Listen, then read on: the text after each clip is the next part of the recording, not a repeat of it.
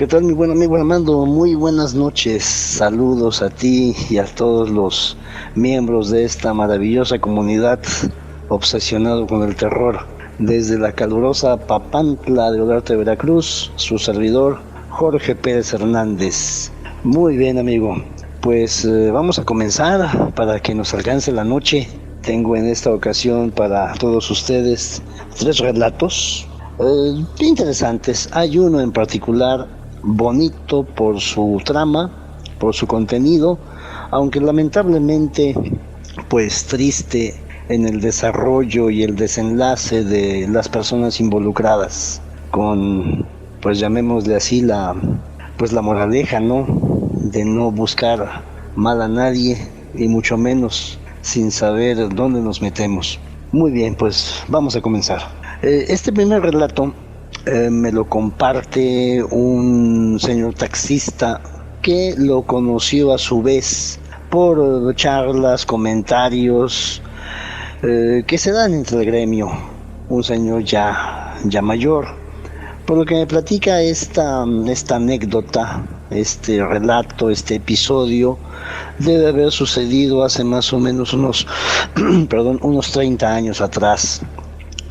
Se comenta lo siguiente, pues hace un poco de tiempo atrás no era muy común el servicio de taxis colectivos que fueran a las comunidades a dejar pasajeros. Solamente un viaje muy especial y obviamente muy bien pagado, porque por aquellas épocas pues lo más común era el uso del transporte público, el autobús, el camión, ¿verdad? Que llevaba a las personas a sus comunidades, rancherías, fincas, y eran servicios pues no muy frecuentes debido a la distancia y el tipo de camino. Se cuenta que en una ocasión una familia vino aquí a la ciudad de Papantla en vista de que tenía un familiar, una abuelita internada, y pues ya dan de alta a la abuelita, pero pues no iban a llevar a la abuelita al rancho en autobús. Iba a ser pues un viaje muy ajetreado, muy cansado, y entre los familiares, 3 personas más, junto con la abuelita, pues deciden cooperarse y pagar un taxi especial que los llevara hasta la ranchería donde ellos vivían, una ranchería lejana, porque sí se iban a echar más o menos pues unas 3 horas de viaje, considerando que tenían que ir pues relativamente, pues no despacio, pero una velocidad moderada, pues para evitar que la abuelita pues se lastimara con el trayecto y que pudiera ella bajarse del automóvil para descansar, para moverse, evitar entumecimientos. Investigan qué taxi puede llevarlas. Tenía que ser un taxi, un automóvil pues relativamente grande, no un auto compacto. Finalmente, preguntando entre los choferes que acertaban a pasar por ahí cerca del hospital civil, finalmente alguien les dice: pues les voy a mandar a un compañero, un amigo que tiene un coche pues un poquito más grande, más cómodo, un poquito de modelo atrasado, pero ahí caben muy bien, para que se arreglen con él en el precio. Yo no puedo decidir por él cuánto les va a costar llevar a la señora a ese sitio que ustedes me mencionan. Bueno, el taxista contacta a su compañero, se presenta, dialogan los familiares y acuerdan el precio. Y pues montan todos en el automóvil, lo abordan con el debido cuidado. La abuelita iba en el asiento delantero, pues para que fuese más cómoda, y los otros 3 pasajeros, sus familiares, en el asiento de atrás.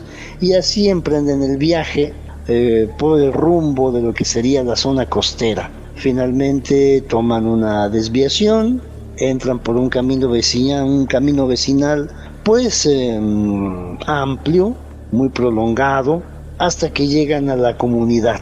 Ya era un poquito tarde cuando salieron de aquí de la ciudad de Papantla.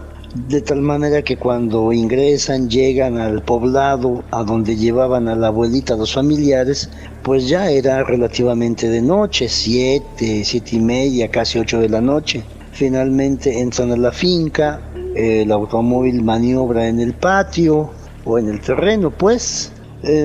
Salen los demás familiares, bajan a la abuelita, pero hay una charla entre, pues, un señor ya mayor, supongo yo el esposo o algún abuelito de los familiares, dialogando con los recién llegados, haciendo referencias al chofer.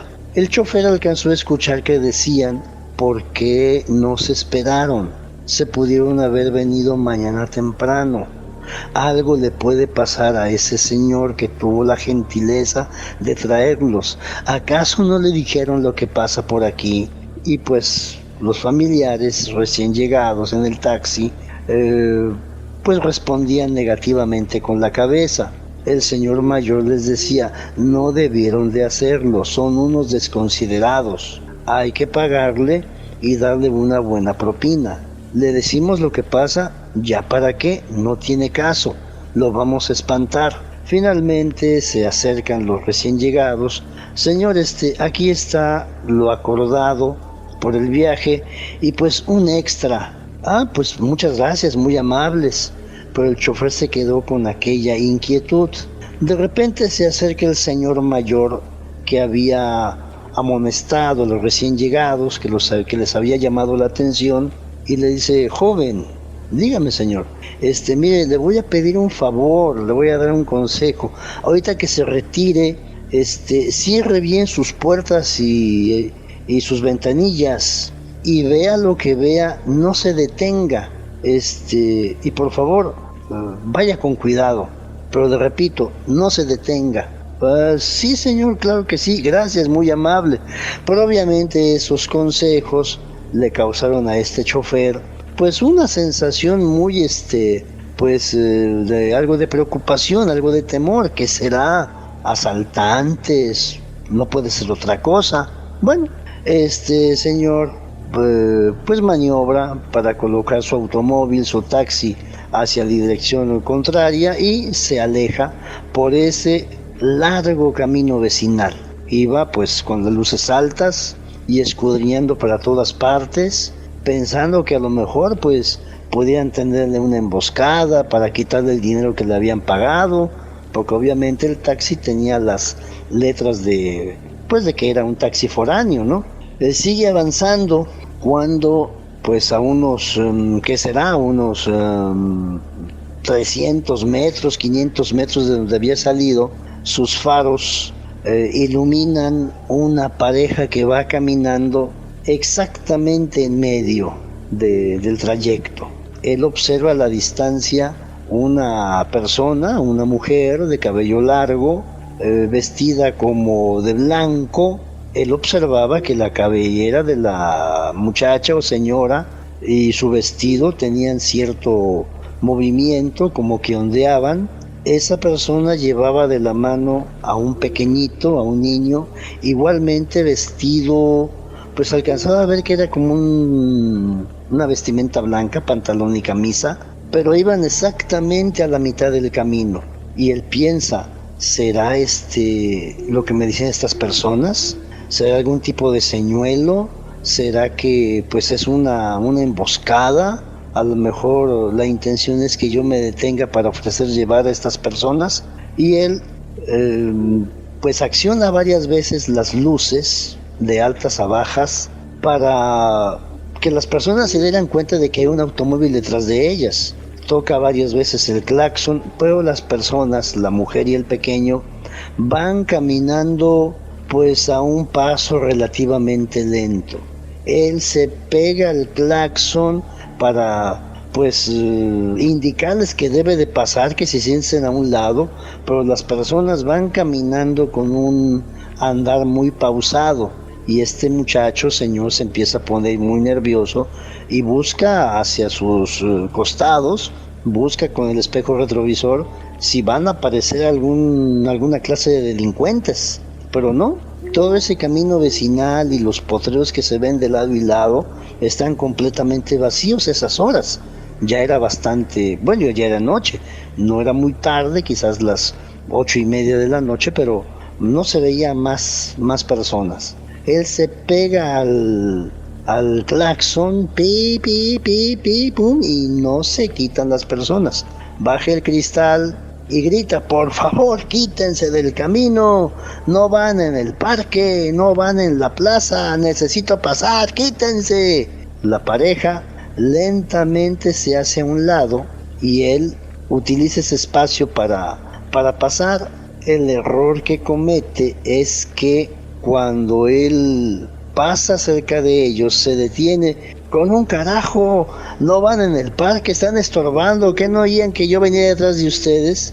La mujer aquella y el pequeño se detienen, se mueven de tal manera que él los puede ver de frente y observa que tanto la señora aquella como aquel niño tienen las cuencas vacías y abren su boca como si fuesen a hablar, pero la abren como unas, según él, unas 2 o 3 veces del tamaño normal de la boca de una persona. La extendieron enormemente, deformándose su cara. Alcanzó a escuchar él un sonido gutural parecido a y este señor lo que hace es, obviamente, le mete pata al carro y sale volando casi, corre por ese camino vecinal, llega a la carretera, da vueltas sin tomar precauciones y se va alejando hasta que empieza él a perder el control de su cuerpo, empieza a tener una serie de temblores, de escalofríos, de agitación, que no le queda otra más que detenerse en algún lugar de la orilla de la carretera, sube su vidrio y él señalaba que estaba teniendo una serie de temblores como si fueran unas convulsiones, como si fuese un ataque epiléptico. No se podía controlar hasta que por ahí pasó un camionero que se detuvo porque vio el taxi con las luces encendidas, las intermitentes. Cuando el camionero va pasando, él alcanza a escudriñar el habitáculo del coche, el asiento delantero del piloto, y observa que está una persona sacudiéndose. Él por eso se detiene, porque pensaba que la persona estaba teniendo un ataque epiléptico. Se detiene, corre a auxiliarlo, llama por radio, reportando que al parecer era una persona con una crisis epiléptica. Tardaron en llegar los servicios de emergencia, él le brindó los primeros auxilios, el conductor del taxi prácticamente no podía hablar, finalmente llegaron los servicios, lo atendieron, pero realmente los servicios médicos que le brindaron no le fueron de utilidad en absoluto. Finalmente, cuando él puede hablar, puede comunicarse, le dice al camionero: me pasó esto, vi esto y empecé a sufrir de esto que están viendo ahorita. Espérame, compadre, espérame. Entra al camión, de su guantera saca una botellita como de aguardiente, como de licor, con varias hierbas al interior, y le empieza a frotar en la frente, en la nuca, en el pecho, haciendo unas oraciones católicas. Eso le sirvió a este señor taxista para que fueran disminuyendo esos estertores, esas convulsiones, esos movimientos involuntarios, esas sacudidas, hasta que fue tranquilizándose ante los ojos asombrados de los rescatistas o socorristas. Ya el hombre se estabiliza y le pregunta: ¿qué fue lo que me echaste? No es más que aguardiente, compadre. Tranquilo, es que eso nos pasa a todos los que andamos en los caminos. Tanta gente que muere, que fallece, que es asesinada en los caminos y que a veces nunca encuentran y andan penando. Eso fue con lo que te topaste. Solamente te di una friga con alcohol, con unas hierbas que utilizan las curanderas, y unas oraciones. A mí ya me ha pasado más de una vez. Yo por eso llevo mi botellita, porque cuando veo algo como eso, pues empiezo yo mismo a frotarme y pues a pedir ayuda al cielo, pero no te preocupes, no pasa nada. Pero yo te aconsejo que vayas a ver a una curandera o curandero para que te dé la curación de espanto, porque eso es muy peligroso. Y ya se despiden los dos, camionero, taxista y los socorristas, y cuando este señor ya puede manejar, ya puede conducir y llega a Papantla, le platica a sus compañeros lo que le había pasado.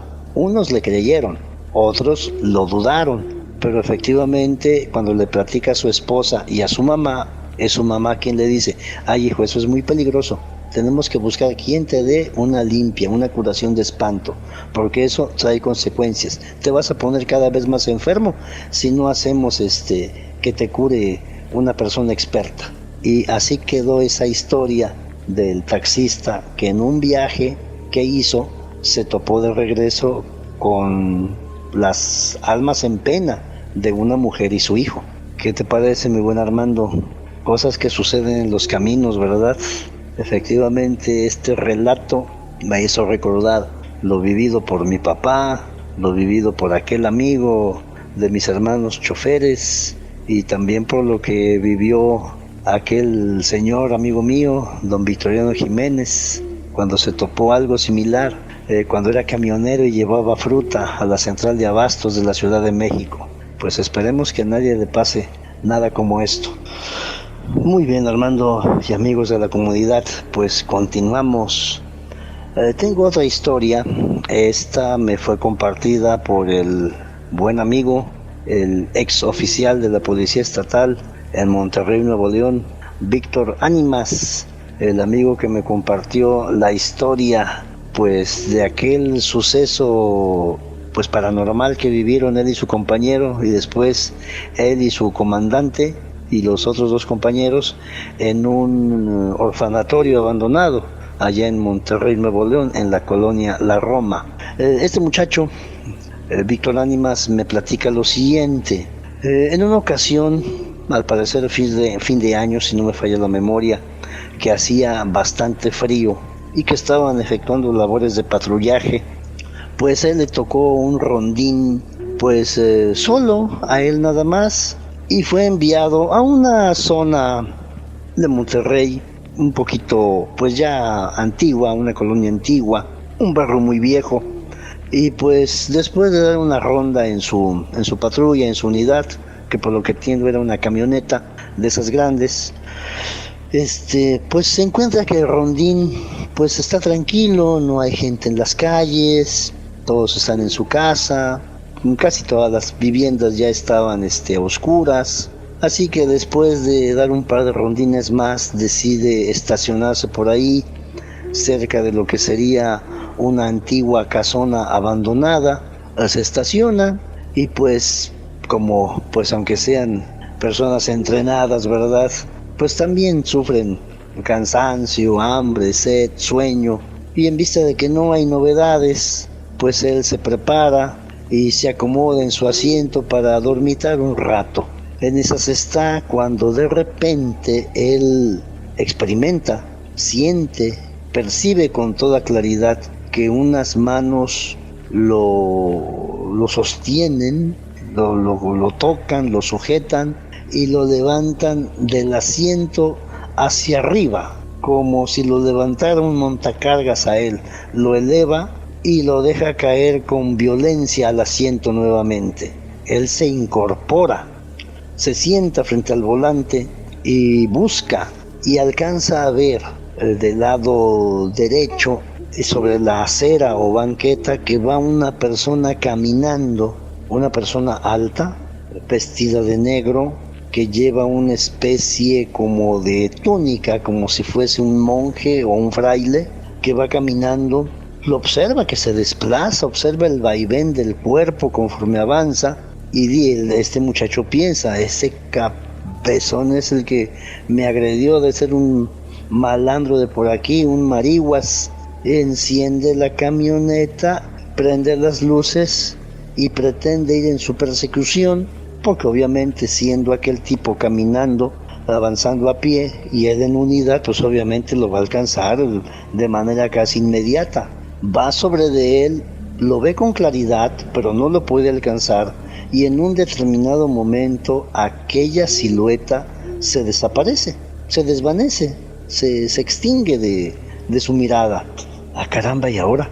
Y él rodea, sigue avanzando por la calle, rodea toda esa cuadra, y de repente él cae en la cuenta de lo siguiente: caramba, pero toda la patrulla tenía los cristales arriba y las puertas estaban aseguradas, y pues no soy ningún muñeco de aparador. ¿Cómo carajos ese sujeto que yo vi con toda claridad, por dónde metió los brazos para sujetarme, levantarme y dejarme caer? Es imposible. No pudo abrir las puertas, no pudo bajar las ventanillas. ¿Qué fuerza debería tener también aquel sujeto para poderme levantar como si yo no pesara nada? Después de esos pensamientos es que le habla a uno de sus compañeros: oiga, necesito apoyo. Enseguida vamos, compañero. Llegan 1 o 2 oficiales en sus respectivas unidades, y los 3 juntos hacen el rondín buscando a aquel sujeto, pero no encuentran absolutamente a nadie. Caramba, oye, ¿estás seguro? No, claro que estoy seguro, pues lo que sentí no lo imaginé. Me levantaron del asiento hacia arriba y me dejaron caer. Yo me incorporo y veo a una persona con tales características junto a mi ventana, junto a mi ventanilla del lado derecho, y de repente empieza a caminar. No le vi el rostro, pero sí vi claramente su figura, cómo se iba desplazando, alejándose. Pues no hay nada, compañero. O sea, no pudo volar, no pudo desaparecer. Ya revisamos todos los callejones, calles y demás, a menos que haya entrado a alguna casa, pero con esas características no hay nadie. Bueno, se despiden, él cambia de lugar, y más adelante, platicando con los vecinos de ese sector, le dicen que en efecto, en esa colonia, que es una colonia ya muy antigua, pues se dejan ver en ocasiones como personas fantasmales, como pues qué será, me imagino yo, de la época de la colonia, pero que nunca habían agredido a ninguna persona. Bueno, pues una agresión así como tal no fue para mí, pero sí me salió, me vi muy impresionado. Bueno, pues es lo único que le podríamos decir, que es lo que se deja ver en este sitio, que son casas ya muy antiguas y algunas de ellas abandonadas. Y bueno, ahí paró la anécdota, la experiencia de este muchacho con esa extraña entidad que parecía un monje. Pues continuamos con esta velada de miedo y suspenso. El relato con el que vamos a cerrar esta noche es el siguiente. Es un relato, pues la verdad, pues impactante a mi juicio, triste por el desenlace de las personas involucradas, principalmente para con la protagonista. Y bueno, este relato tuve la oportunidad de conocerlo, de escucharlo, gracias a unas jovencitas, exalumnas mías, que coincidieron las 3 haciendo su servicio social, me parece, en algún lugar de San Luis Potosí. Bueno, en San Luis Potosí, aunque el evento sucedió en algún sitio de San Luis Potosí. Por lo que me cuentan, debe de ser en promedio hace unos 40 años, porque me relatan que los protagonistas eran estudiantes de preparatoria, cuando la preparatoria, los estudios de bachillerato, eran de 2 años, no de 3. Pues bueno, vamos a este relato. Sucede que en algún sitio del lugar que me señalan, San Luis Potosí, pues coincidieron una pareja de jóvenes. Se conocen en ingreso a la preparatoria, y pues hubo digamos que un flechazo casi de inmediato. Los dos se agradaron al conocerse, empezaron a buscarse uno al otro. Se dice que el joven pues cambió de grupo para estar cerca de la muchacha. Inicialmente, como todos, salían como amigos, hasta que finalmente pues se hacen novios.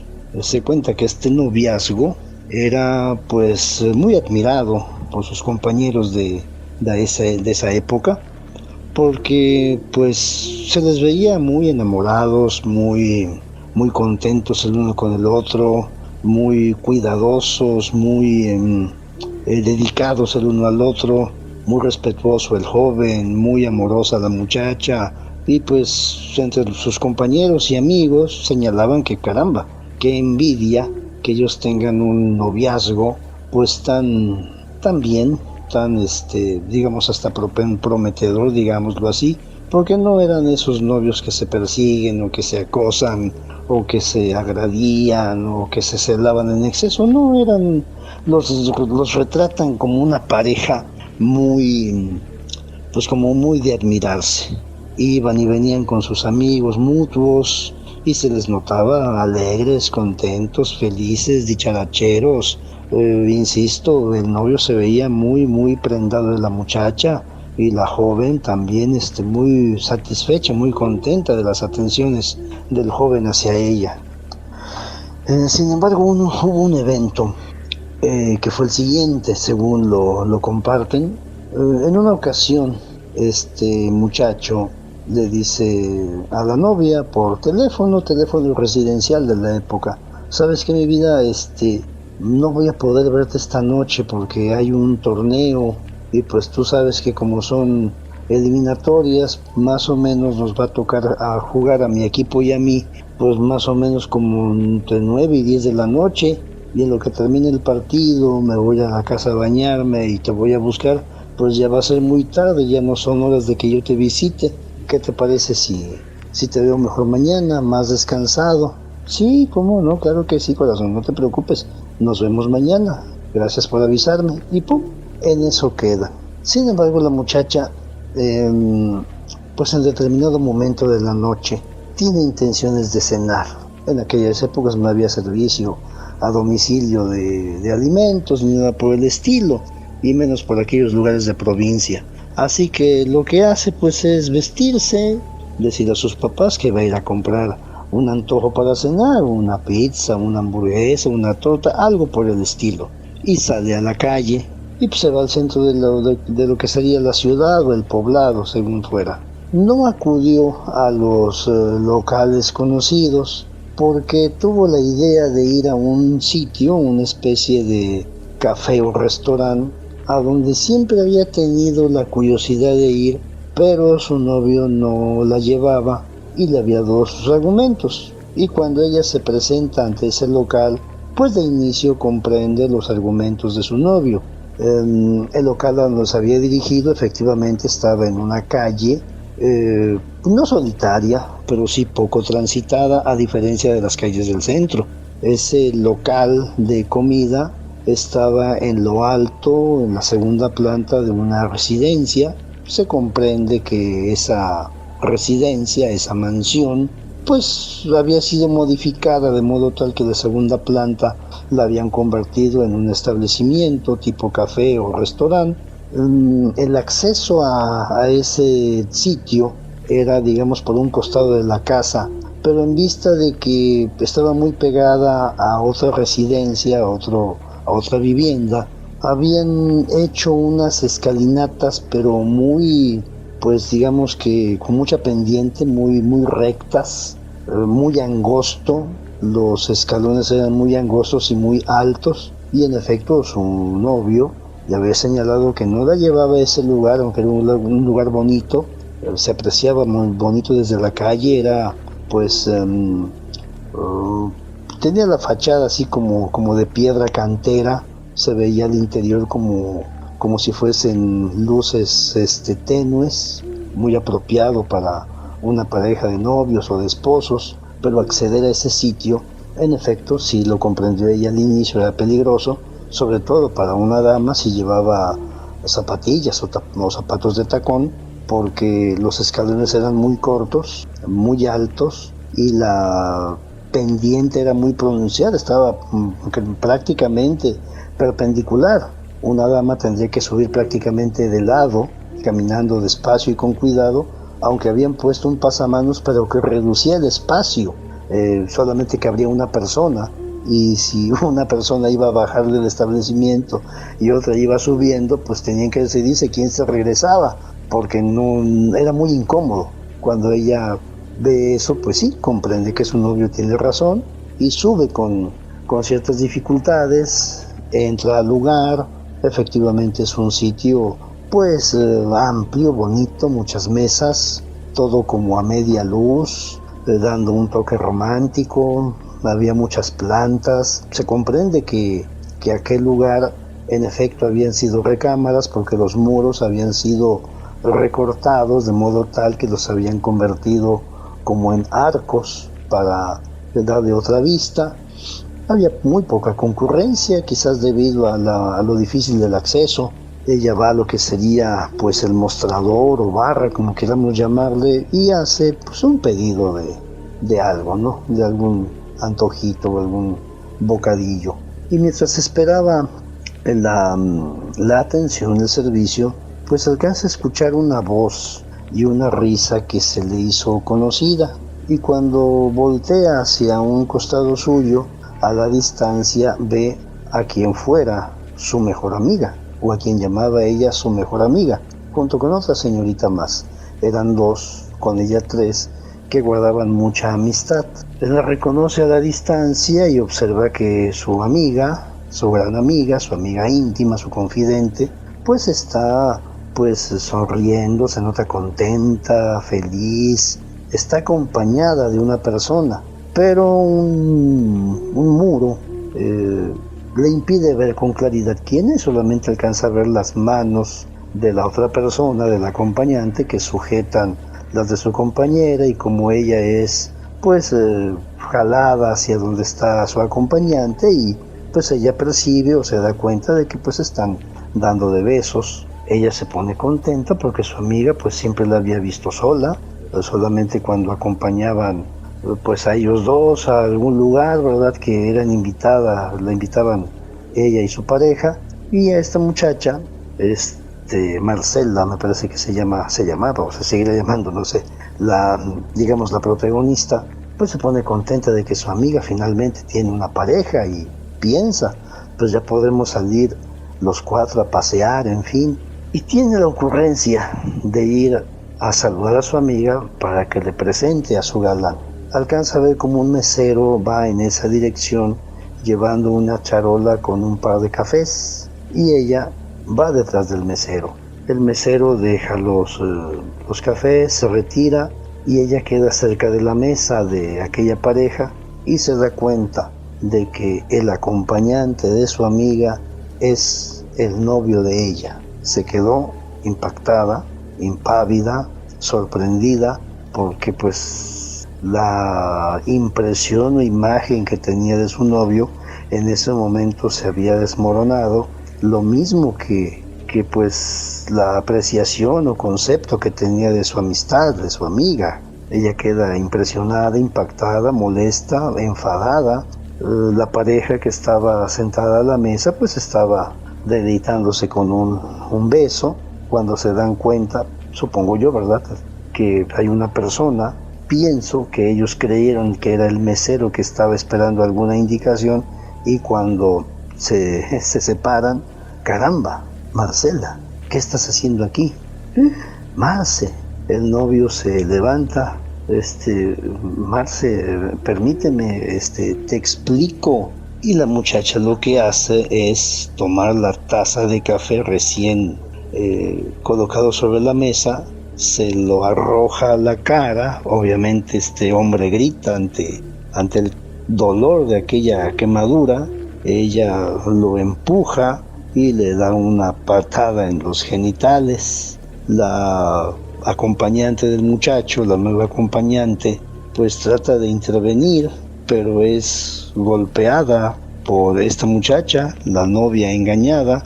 Trata de huir, corre, pero esta muchacha toma algo de la mesa, llamemos un servilletero de esos metálicos, o una azucarera de esas pesadas, se la arroja, le da en la cabeza, la tira al suelo, va sobre de ella y la empieza a golpear, a arañar, a azotar la cabeza contra el suelo.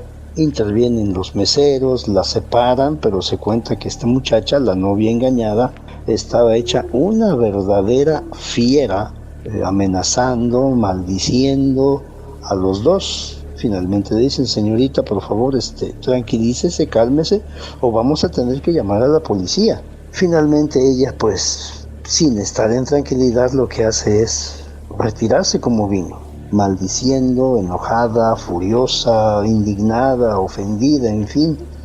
Llega a su casa muy, muy molesta y sus papás lo observan llegar en esas condiciones. Hija, ¿qué tienes? ¿Qué te pasó? ¿Qué sucede? Y ella ya les platica lo sucedido y ellos, pues obviamente, van a apoyar a su hija. Días después, el novio pretende hablar con ella, pero ella lo manda derechito al carajo, porque qué explicaciones puede haber de lo que ella vio, de lo que ella atestiguó. Ninguna. La amiga, la supuesta amiga, trata también de supuestamente investigar, de explicar las cosas, pero no, dice que no tiene nada que ver y que ni se le acerque porque es capaz de navajearla. Estaba muy molesta esa muchacha. Todo esto y lo posterior se conoció por la segunda amiga que atendió a su amiga, a su compañera, a Marce, después de ese conflicto y posteriores. Bueno, esta jovencita Marcela estaba muy, muy, muy dolida, muy ofendida, muy indignada, muy rencorosa, muy despechada por la traición que había sufrido.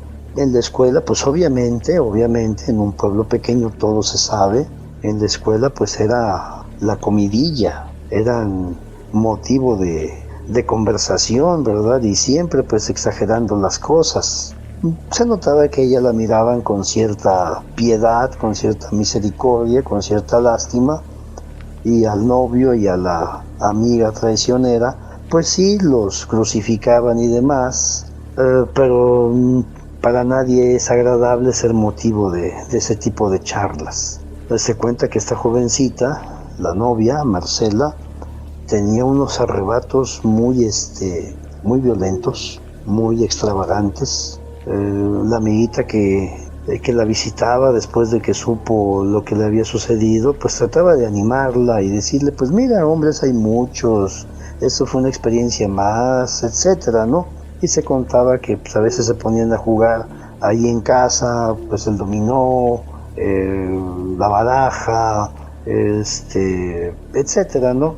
Y de repente Marcela botaba las cartas, daba un manotazo al dominó, arrojaba los dados al suelo y decía, pero ¿cómo me pudieron hacer eso esos dos? ¿En qué fallé? ¿En qué me equivoqué? ¿Cómo fue posible? Yo no merezco esto. Cálmate, Marce, cálmate, por favor, no te alteres, mira, te vas a hacer daño. Era muy notorio, pues, el daño emocional que ella tenía. Era tan marcado ese colapso que sufría, que sus padres estaban ya pues muy preocupados, muy inquietos. Y en una ocasión su mamá pues lleva a cabo una argucia. Un fin de semana, viernes, le dice a su hija, mija, por favor, ¿me podrás acompañar al rancho a visitar a tu tía? Ay, mamá, ya sabes que a mí no me gusta ir al rancho, por favor, mija, acompáñame, tu papá tiene que trabajar. Y yo no quiero ir sola, es que tu tía Lupita ya supe que está enferma y no nos ha avisado, y ya ves que está muy viejita y no le vaya a pasar algo, y quiero ir a verla, pero no quiero ir sola, acompáñame por favor, siempre que te distraes y platicas con tus primos, ándale, hazme el favor. Bueno, mamá, está bien. Ah, qué bueno, hija, gracias. Mira, hazte una maletita con una muda de ropa para un par de días, lo que es el fin de semana, nos vamos a ratito, y nos regresamos el domingo o el lunes. Está bien, mamacita. ¿Ya? Madre e hija van al rancho. Para eso, previamente, la señora ya había hablado con su hermana, con la tía de la muchacha, de su hija, para explicarle las cosas y decirle que la iban a ir a visitar con el pretexto de que supuestamente la tía estaba enferma, con la intención de que esta nena se distrajera con los primos, con las primas, con las amistades del rancho. Y pues tratar de sacarla de ese marasmo. Llegan a la finca, al rancho, y pues siguen con digamos que con el teatro, con la farsa. Manita, ¿cómo estás? Mira, supe que te habías puesto malita. Es que no me avisaste, yo hubiera venido de inmediato. Sí, mana, pero es que yo sé que estás ocupada y no te quise molestar, pero ya estoy bien. Eran mis bronquios, ya sabes que siempre he estado mal de eso. Pero ya estoy bien. Qué bueno, manita. De todas maneras, venimos a a quedarnos unos días contigo y sirve que Marce se distrae.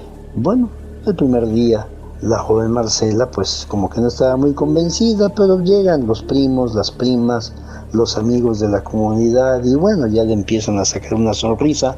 Y esa tarde y los 2 días siguientes se la llevaron a visitar el rancho, la comunidad. Usualmente en las comunidades todo el mundo se conoce y siendo la tía Lupita una persona conocida, reconocida, respetada, querida, pues sus hijos y nietos pues siempre eran bien recibidos. Llevaron a esta joven Marcela a visitar a los amigos de la familia y pues no acababan. Salían de una casa para entrar en otra y entonces había comida, bebida, pues refresco supongo yo para jóvenes como ellos. Todo iba muy bien y como que ella se empezó a despejar de ese malestar. Visitaron casi todas las casas de las familias del pueblo. Al segundo día ya venían de regreso una tarde de visitar a otras personas, a otras familias. Venían caminando 4, 5, 6 personas, ya rumbo a la casa de la tía Lupita, cuando Marce observa a la distancia, en un cerro, una casita pues bonita, pintoresca, llamémoslo así, como una cabañita muy bien hecha, fabricada, y ella pues ve la casita aquella, así como de cuento, y oigan, ¿y allá quién vive? Las primas le dicen, no voltees para allá, no señales, no mires para allá, vámonos. Oigan, ¿pero por qué? No mires para allá, no voltees siquiera, no mires. Ella pues como que se incomoda, o se sorprende, o se asusta. Bueno, a lo mejor vive ahí algún hombre o alguna persona, pues, de malas actitudes, algún tipo de maleante. Siguen caminando hasta que pierden aquella cabañita de vista y ella insiste, oigan, ¿qué hay allá? ¿Quién vive ahí? Otro de los acompañantes le dice, ahí vive una bruja. Ay, no manches, eso no existe, le dice a otra de las primas. Sí existen, Marce, ahí vive una bruja, ahí vive la bruja Eduviges. Tiene mucho tiempo que vive ahí. Yo desde pequeñita sé que vive ahí, la he visto a la distancia un par de ocasiones y se cuentan muchas cosas de ella, que hace maldades, que hace brujerías, y sí hemos visto que en ocasiones llegan muchas personas adineradas porque llegan en autos muy lujosos, camionetas, llegan a visitarla. De qué platicarán quién sabe, pero todo el mundo en el pueblo sabe que esa mujer es una bruja y todos tenemos la indicación de no ver a esa casa y mucho menos cuando ella anda afuera. Es una mujer muy mala. Ah, caramba, bueno. Llegan a la casa de la tía Lupita y al día siguiente, que fue un lunes, pues ya se retira Marcela con su mami, pero Marcela se fue con esa inquietud, con esa duda, que en esa casa, en esa cabaña, que se veía muy bien, muy bonita, muy bien arreglada, viviese una bruja.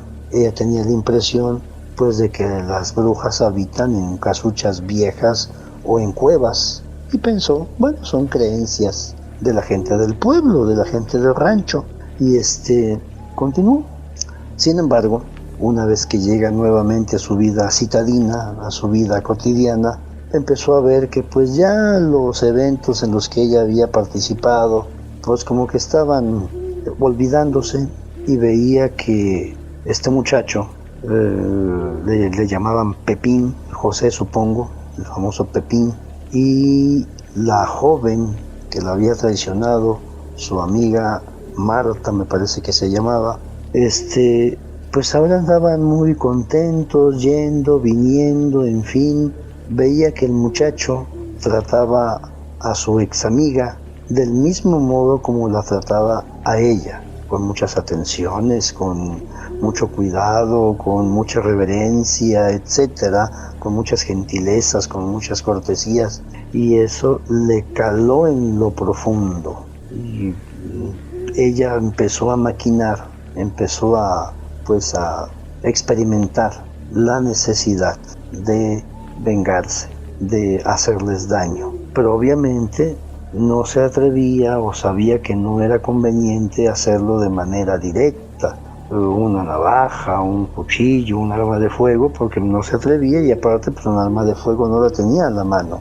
Llegó a confiar esos pensamientos a su amiguita, que en ese momento no recuerdo su nombre, y ella la aconsejaba obviamente que no, Marce, no pienses eso, no hagas eso, ya déjalos vivir, en fin, ya lo pagarán, tú vive tu vida, tú eres una muchacha muy bonita, muy guapa, hay muchos muchachos que quisieran pretenderte, más de uno, pues siente atracción por ti, ya olvida ese tipo, ya, no vale la pena, etcétera. Trataba de darle ánimos y orientarla. Sin embargo, ella seguía pensando, le estaba ganando el gusanito de desquitarse.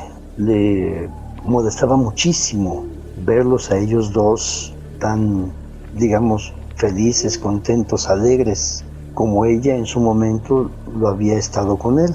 Y entonces a ella le llega la idea, la mala idea, el recuerdo de la bruja de la cual le hablaron sus primos y primas en el rancho. Y en una ocasión se decidió a faltar a clases y se fue al rancho. Se disfrazó, se personalizó de modo tal que no la reconocieran. Llegó al pueblo y fue a buscar exactamente el sitio donde ella recordaba que estaba la famosa cabaña de la bruja Eduviges.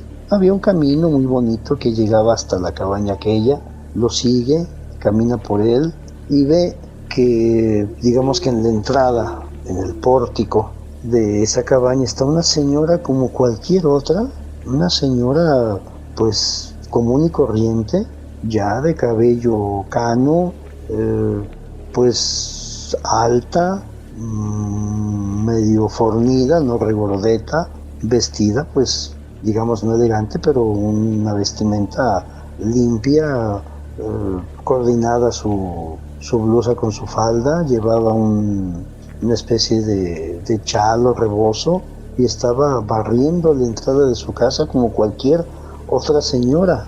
Ella llega y se presenta: buenas tardes. ¿Qué pasó? Buenas tardes. Oiga, ¿me puede usted atender? Sí, ¿cómo no? Dime, ¿qué se te ofrece?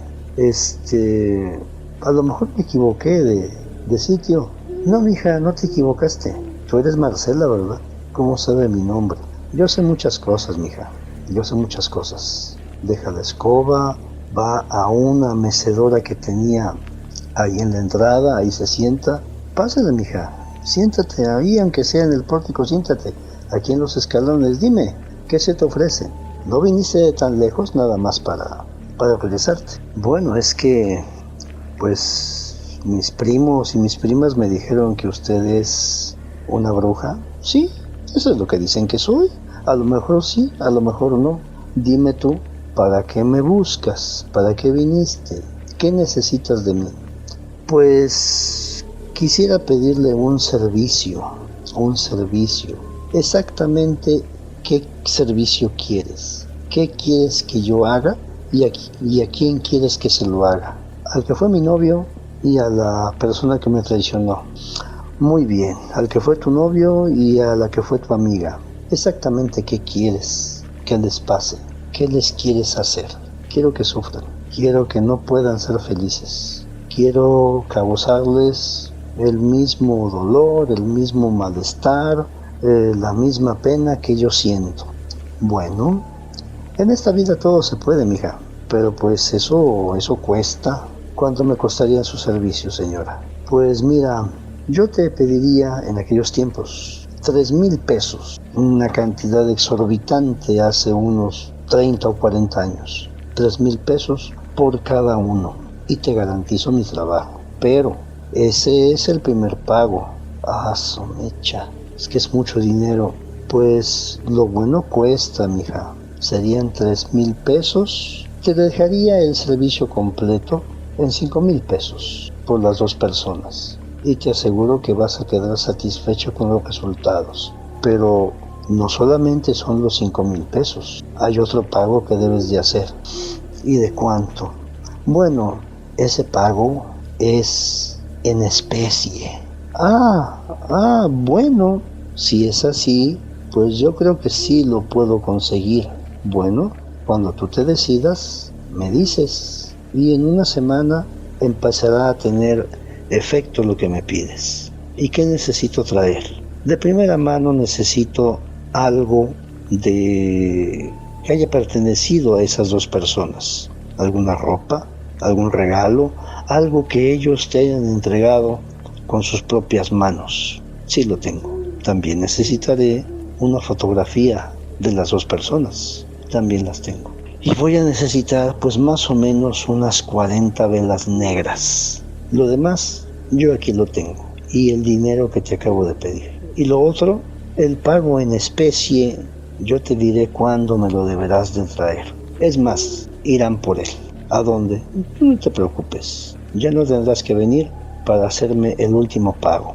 ¿Puedo venir a verla en 1 o 2 semanas? Cuando tú quieras venir, aquí me vas a encontrar. Bueno, entonces traeré lo que me pide y conseguiré ese dinero. Hasta luego y gracias. De nada, Marcela. Gracias a ti. Por cierto, no te vayas por donde viniste, porque tu tía te va a ver. Mejor vete por este otro camino. Es un poquito más largo, pero vas a rodear el cerro y nadie va a saber que viniste, porque no quieren que sepas que viniste, ¿verdad? No quiero que sepan que vine. Bueno, obedéceme. Ese camino es seguro y es solitario. Nadie sabrá que viniste a verme. Y así esta muchacha se retiró de ese lugar después de haber dialogado con la bruja Eduviges. Se cuenta que vendió varias de sus prendas finas de oro y de plata, que llegó incluso a apropiarse de algunas poquitas prendas de oro de su mamá para conseguir aquellos 5,000 pesos. Lo otro no le preocupaba, el pago en especie. Lamentablemente Marce nunca preguntó exactamente en qué consistía ese pago en especie. Se cuenta que Marce juntó esa cantidad de dinero, muchísimo dinero para esa época, bastante dinero, y compró pues lo que consiguió y compró lo que le había pedido a aquella mujer, aquellas 40 o 50 velas negras, y haciendo una maletita y otra vez disfrazándose para que no lo reconocieran y yéndose por el camino que le había indicado aquella mujer. Nuevamente se escapó muy temprano de la escuela, salió de su casa con el pretexto de ir a la escuela, cuando en realidad se iba al rancho. Así llegó a ver a la bruja Eduviges con su maletita al hombro. Señora, aquí está lo que me pidió y aquí están los 5,000 pesos. Pero, ¿me garantiza tu trabajo?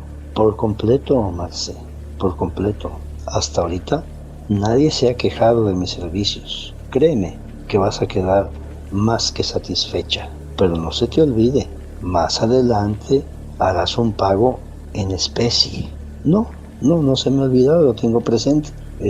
Lo iré juntando. No necesitas juntar nada, ya lo tienes. Bueno, está bien.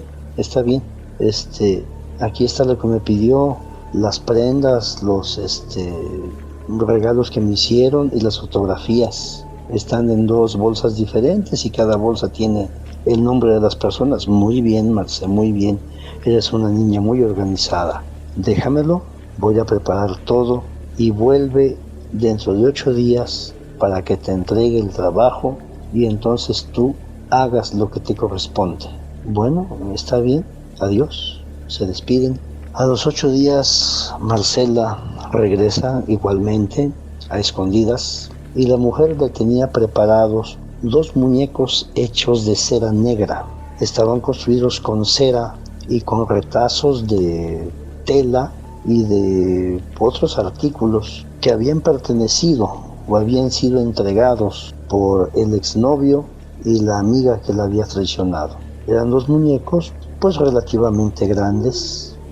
Se cuenta que según trascendió, ¿verdad?, con el paso del tiempo, los comentarios quizás eran exagerados, o le añadieron otros detalles, ¿verdad?, que esos muñecos pues estaban pues como atados o enrollados o dándoles una especie de ataduras, cada uno con estambres de diferentes colores, y que así se adivinaba, se dejaba ver que el cuerpo de aquellos muñecos estaba pues con muchos alfileres de esos de cabecita redonda y de colores. En lo que sería el rostro del muñeco estaban recortados y colocadas las caras del muchacho y la muchacha. Se cuenta que eran unos muñecos pues un poco toscos, pero grandes. Cuando llega Marce, la bruja le dice: aquí está el trabajo realizado, ya está ofrendado, ya hay alguien que se encargará de castigarlos. Tú puedes hacer con estos muñecos lo que quieras, lo que tú les hagas, ellos lo sufrirán. Hazles lo que quieras, pero no los destruyas, por lo menos no todavía. Toma, se los entrega con mucha reverencia, con mucha diplomacia. Ella, pues un poquito temerosa, los toma, los envuelve en unos trapos, los echa en una maletita. Bueno, gracias. Entonces, ya no le debo nada. Claro que sí, Marce. Todavía me debes algo. Me debes el pago en especie. Pero yo te avisaré cuando lo debes de entregar. Todavía falta. Muy bien, pues gracias. De nada, Marce, de nada. Vete por donde siempre. Y la nena se fue.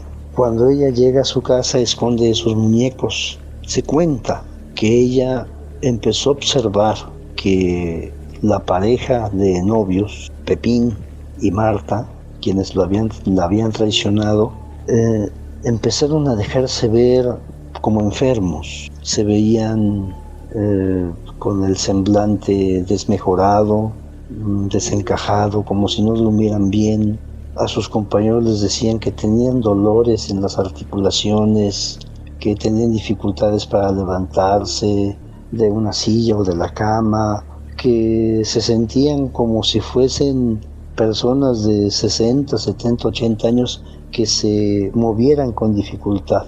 Marcela se puso contenta al saber esos comentarios, y recordando lo que le dijo la bruja Eduviges, de que podía hacer con esos muñecos lo que quisiera, excepto destruirlos, hizo lo siguiente. Voy a omitir por aquí algunos detalles por cuestiones de, pues digamos que de educación, ¿verdad?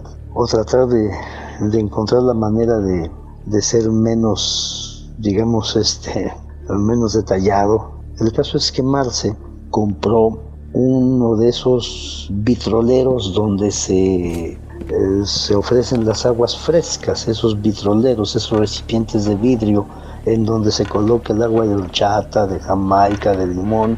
Pero hay unos vitroleros, me dicen, como la mitad o un poquito más pequeños todavía. Y en ese vitrolero, donde cabían perfectamente bien esos muñecos, colocó al interior orina y algo más, no voy a decir qué. Llenó ese pequeño vitrolero de esos desechos humanos suyos y ahí sumergió aquellos muñecos y lo tapó muy bien. Compró o tenía por ahí una especie de buró y colocó ese vitrolero en ese buró y lo escondió en un rincón donde puso algunas cosas encima, colocando el buró de modo tal que la puertecilla del buró y su cajón quedara contra la pared para que nadie fuese a abrirlo. Se dice que estos dos jóvenes, Pepín y Marta, empezaron a despedir de sus cuerpos un aroma a drenaje, un aroma a putrefacto, un aroma a orina y excremento. Los amigos, los varones, que somos más directos, empezaron a rechazar a Pepín.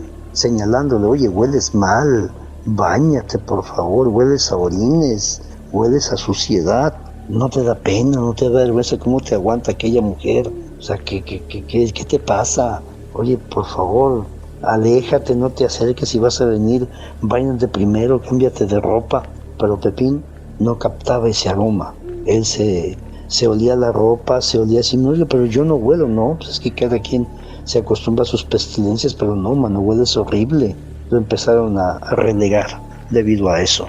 Con Marta lo mismo, empezó a despedir un aroma a putrefacto, un aroma a porquería, a inmundicia, y obviamente empezó a sentir el rechazo de sus entonces amigas y compañeras.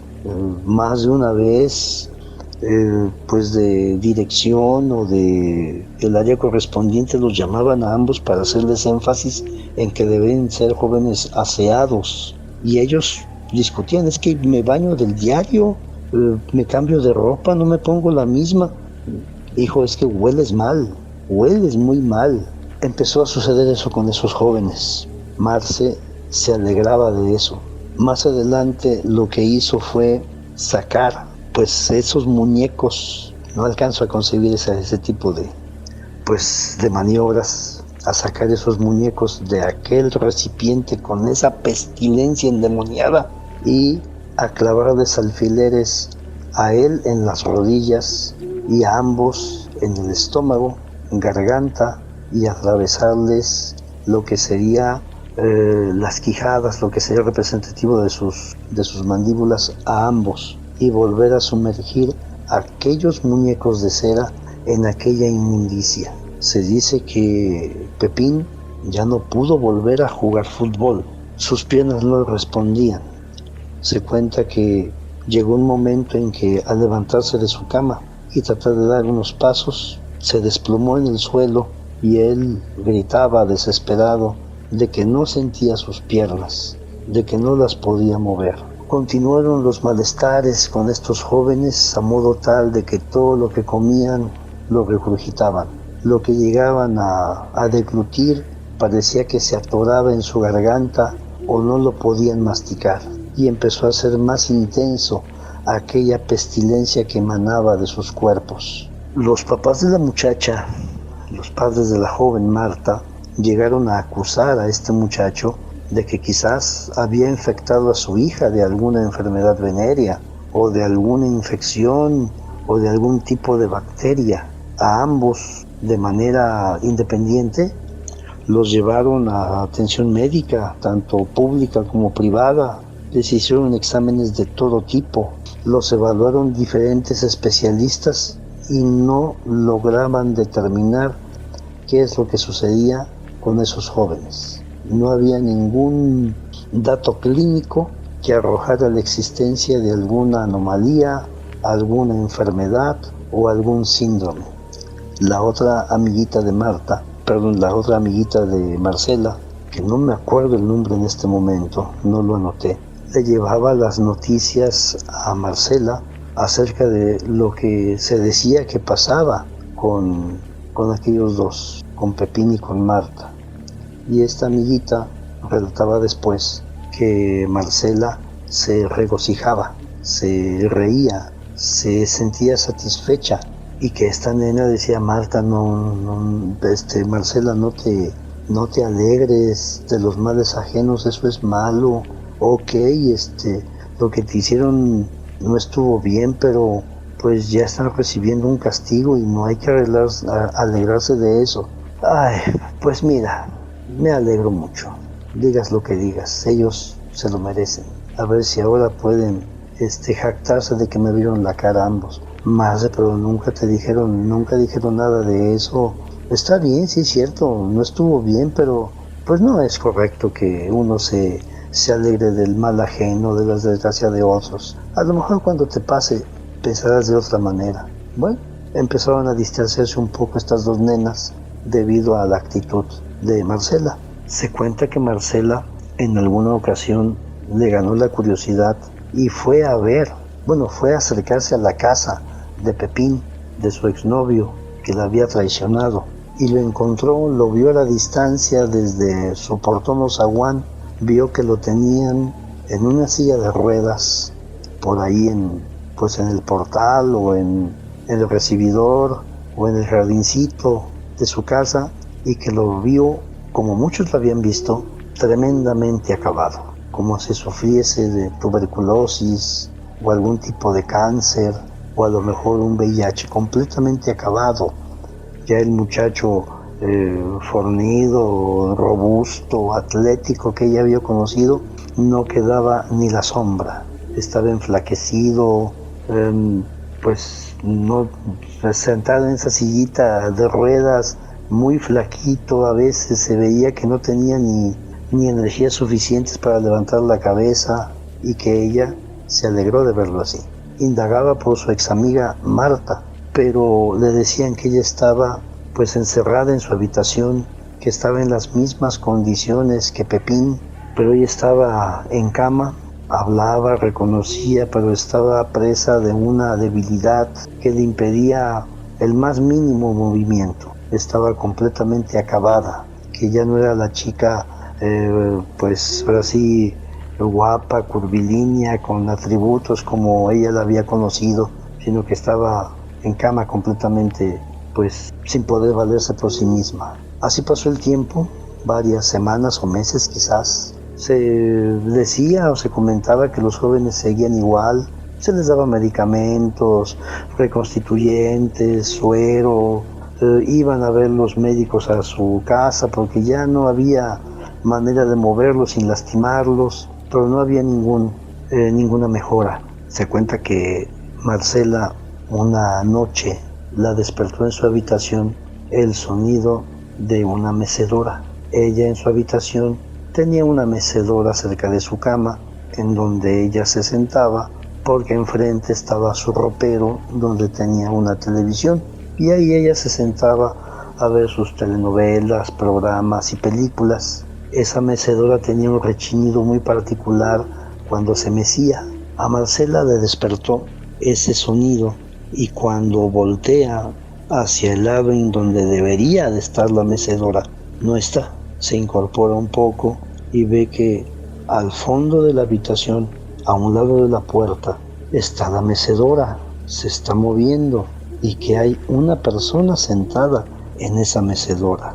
De inmediato piensa, mamá, y ella se incorpora y dice, mamá, ¿qué pasa? ¿Necesitas algo? No soy tu mamá, Marce. Dios mío, ¿quién es usted? ¿No me reconoces? Ya me olvidaste.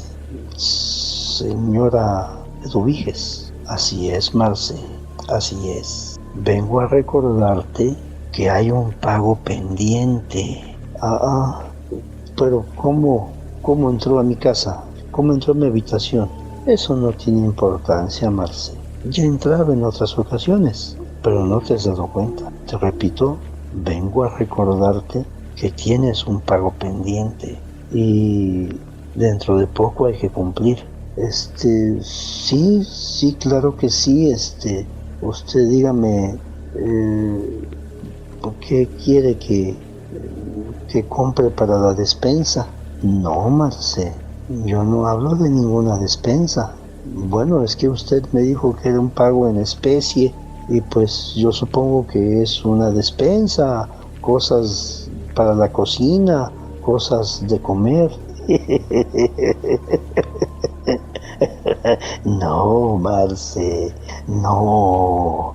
Ese tipo de pago en especie yo no lo requiero, lo requiere mi patrón. ¿Cómo? Sí, Marce, el pago en especie es de otro tipo. Entonces, ¿qué le voy a dar? ¿Qué le voy a dar de pago en especie? Ese pago en especie, Marce, es tu alma. Oh, Dios mío. No, Marce, no. Él ya no te puede ayudar. Él ya dejó de ser tuyo. Ya no es tu señor. Ahora tu señor es el mismo que yo tengo. Mi señor ahora es tu señor, porque él me permitió que tú obtuvieras tu venganza. Yo ya obtuve mi pago, pero mi señor pide su pago también. Ese es el pago en especie y dentro de poco lo tendrás que entregar. Solo te vine a avisar para que estés preparada, Marce. Se cuenta que Marcela observó cómo aquella mujer se levantó de la mecedora. La mecedora emitió ese rechinido característico y observó cómo aquella mujer salió de su habitación. No abrió la puerta. Pasó por ese milimétrico espacio que hay entre la puerta y el marco de la puerta. Marcela se quedó impresionada y se desmayó. Se desplomó a un lado de su cama. Ella se despertó al día siguiente. Seguía en el suelo, pero estaba entre la cama y la mecedora. La mecedora estaba en el sitio que debería de estar a un lado de su cama. Tal parecía que nunca había sido movida, pero le quedaba ese escozor, ese miedo, esa inquietud. ¿Habría sido una pesadilla? Durante muchos días Mar se quedó con esa tentación. Ya no se acordó de lo que tenía en el buró, en ese vitrolero. Andaba muy inquieta, muy inquieta. Su amiguita, que no me puedo acordar del nombre, no lo anoté, la veía extraña. ¿Qué tienes, Marce? ¿Qué te pasa? No, no me pasa nada, son cosas de la familia. Platícame y a lo mejor no te preocupes, no pasa nada, así está bien. Oye, ¿cuándo salimos a dar la vuelta? No, ahorita no puedo. Yo te aviso, gracias. Adiós. A los días, Marce empezó a sufrir de lo siguiente. Entre sueños, observaba cómo la bruja Eduviges entraba del mismo modo en que había salido aquella ocasión. Entre sueños observaba cómo penetraba a su habitación sin abrir la puerta, como si pasara por ese espacio milimétrico que quedaba entre la puerta y el marco de la puerta, con la puerta cerrada, y que se acercaba a su cama, se sentaba a un lado de ella y sentía como unas manos callosas, unas manos huesudas, la acariciaban y le decían: muy pronto, ya falta poco, y se retiraba. En otras ocasiones la veía entrar por la ventana, escuchaba cómo la ventana se deslizaba hacia arriba y la mujer entraba como si fuese un gato en 4 patas. Observaba entre sueños cómo aquella mujer gateaba, le parecía una pantera, llegaba hasta su cama, hasta la altura de su cara. Observaba cómo colocaba sus manos huesudas, callosas. Observaba una cara horrenda que se acercaba al rostro de ella y le decía: muy pronto, ya falta poco, muy pronto. Y se agachaba como si se metiera abajo de la cama y ella se despertaba con muchísimos temores, con muchísima angustia, con muchísima desesperación. Una noche, Marce empezó a gritar, a pedir auxilio, a pedir ayuda. Sus papás entraron con mucha desesperación y observaban como si ella estuviese teniendo un ataque epiléptico, como si estuviera teniendo una convulsión, y gritaba: quítenmelo de encima, no, quítenmelo. Los padres trataban de controlarla, pero la joven tenía una fuerza endemoniada y los arrojaba, los empujaba, pero gritaba con una desesperación enorme hasta que se quedaba completamente estática. Varias noches pasó eso, muchas noches. Finalmente, Marce llegó un momento en que no se pudo levantar de la cama. Estaba, pues, como si tuviese una contractura muscular en todo su cuerpo. Podía mover ligeramente su cabeza, pero siempre tenía un rictus de miedo, de terror, de pánico. Llegó a visitarla a su amiga, y fue a esa amiga, la amiguita que la visitaba, Estela, ya me acuerdo, la amiguita que la visitaba, y fue en ese momento, esa tarde, en que Marce le confesó a Estela todo lo que había hecho. Le confesó la visita a la bruja en el rancho, el pacto o convenio o transacción que había hecho con la bruja. Le confesó en dónde tenía aquellos muñecos que habían sido ofrendados. Le confió las visitas de la bruja. Le confió su temor de que sin saberlo había aceptado entregar su alma como complemento del pago a la bruja. Se cuenta que Marcela le decía a Estela: ayúdame, Estela, ayúdame. No quiero entregar mi alma. No quiero que me quiten mi alma. No quiero ir al infierno. Ayúdame, por favor. Y que su amiguita, asustada, asombrada, no sabía qué decirle. Finalmente, una de esas noches en que Marcela tuvo nuevamente aquella crisis, sus padres entraron, veían claramente cómo ella pataleaba, cómo lanzaba manotazos y gritaba: quítenmelo, quítenmelo, no, no, no quiero que se lleve mi alma, no, no, por favor, vete, vete. Y de repente ella quedó completamente callada, completamente en silencio. Estaba completamente tensa, como si una contractura recorría todo su cuerpo. Tenía los ojos muy abiertos, las pupilas dilatadas, un rictus en su boca.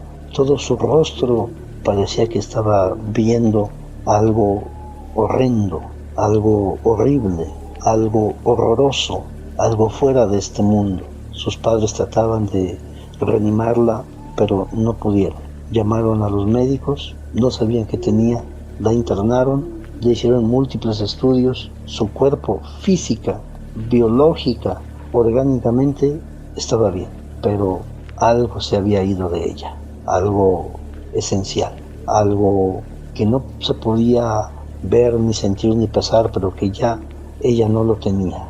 Cuando eso se supo, esta nena Estela fue a visitar a Marcela, la vio en su cama, notaba que respiraba, ella le hablaba, pero no había ninguna respuesta. Finalmente ella, con mucho temor, con mucha pena, con mucha vergüenza, con mucho miedo, habla con la mamá de Marcela y le dice: Marcela me confió esto, esto y esto. No, no es posible, no es posible, no. Llega el papá ante los gritos de la mamá le explica de manera atropellada: no puede ser, mi hija no puede haber hecho semejante cosa, no, eso no es posible, eso no es verdad, eso son supercherías. Van a buscar el famoso buró que estaba pues con una macetita arriba y con algo enfrente para impedir que lo detectaran o que lo vieran. Lo mueven y efectivamente al interior de ese buró estaba ese vitrolero. Cuando lo sacan, observan que en efecto al interior, dentro de toda esa inmundicia, están dos muñecos elaborados. Ya los rostros ya no se veían con claridad debido a la acción de los líquidos que en donde estaban contenidos. Por precaución no lo destaparon ahí. Al parecer la tapa del vitrolero estaba perfectamente sellada con cinta para evitar que escaparan los malos olores. El señor lo llevó a la calle hasta un registro, acompañado de su esposa y acompañado de la nena, quien le dijo: no destruya los muñecos, no destruya los muñecos. Ellos representan a Pepín y a Marta, no los destruya. El señor rompe el vitrolero y en efecto se cuenta que fue una pestilencia a 1000 veces un animal muerto. Trajeron una manguera y empezaron a lavar ahí donde habían roto el vitrolero, lavaron los muñecos, se los llevaron a un sacerdote. La nena le explicó al sacerdote lo que había sucedido, lo que había hecho su amiga. El sacerdote no sabía exactamente qué hacer, simplemente los colocó por ahí en un altar, orando y pidiendo que pues lo malo que representaran esos muñecos se anulara. Otra persona se dice que le sugirió empezar a deshacer esos muñecos, a sacar con cuidado los alfileres, a desatar los cordones o estambres que ya estaban más que podridos. Se cuenta que después de eso los jóvenes dejaron de emanar de su cuerpo esa pestilencia. Fueron retirándose sus dolencias, sus dolores, sus martirios, sus quejumbres. Empezaron a poder hablar, a poder moverse. Sin embargo, no se recuperaron al 100%. en absoluto. Quedaron sumamente pues afectados, a pesar de que eran jóvenes, me imagino yo 16, 17 años promedio en aquella época, estaban sumamente débiles. De Marcela no se supo más, se cuenta que quedó pues enclaustrada en su casa, seguía con vida, seguía viva porque respiraba, la alimentaban a través de una sonda, pero jamás logró recuperar la conciencia. Nunca pudo volver del sitio a donde se había ido. Se cuenta que los padres, enterados por voz de la amiguita Estela de todos los detalles que ellos desconocían de lo que había hecho su hija, fueron al rancho a buscar a la famosa bruja Eduviges, pero la casa ya se encontraba completamente abandonada. Volvieron varias veces, pero se cuenta que nadie más volvió a ver a esa supuesta bruja llamada Eduviges, y lamentablemente ese fue el término de estas jóvenes vidas, de estos muchachos, y pues aquí concluye esta triste y penosa historia. Pienso yo que a tantos años de distancia, los tres ya deben de ser difuntos. No puedo garantizarles desde luego el 100% de la verdad de esta historia.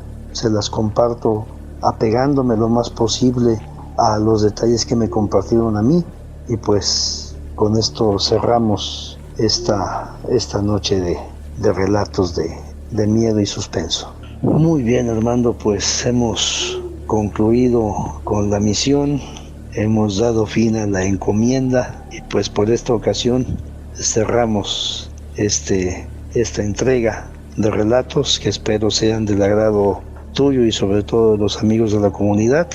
Pues nuevamente a la orden, y que pasen todos una excelente noche y hasta la próxima. Muchas gracias como siempre por el espacio brindado y por la atención de todos ustedes. Que descansen.